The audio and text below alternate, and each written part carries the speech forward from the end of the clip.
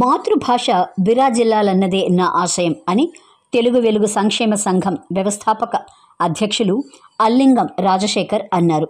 ప్రపంచ తెలుగు సమాఖ్య అధ్యక్షురాలు డాక్టర్ బిఎల్ ఇందిరాదత్ నిర్వహిస్తున్న చెన్నై తిరువట్యూర్లో ఉన్న శ్రీ రామకృష్ణ ప్రాథమికోన్నత పాఠశాలలో చిన్నారులకు పోటీలను తెలుగు వెలుగు సంక్షేమ సంఘం ఆధ్వర్యంలో విజయవంతంగా నిర్వహించారు.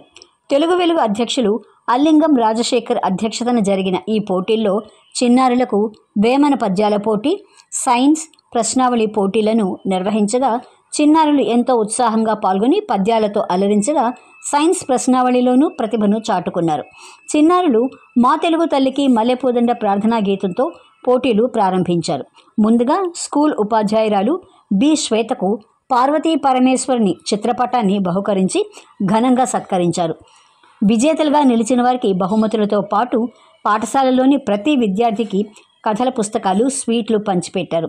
అనంతరం అల్లింగం రాజశేఖర్ మాట్లాడుతూ ప్రతి విద్యార్థి ఎదుగుదలకు కారణమైన అమ్మా నాన్నలను, విద్యను నేర్పిన గురువులను మరవరాదని హితో పలికారు.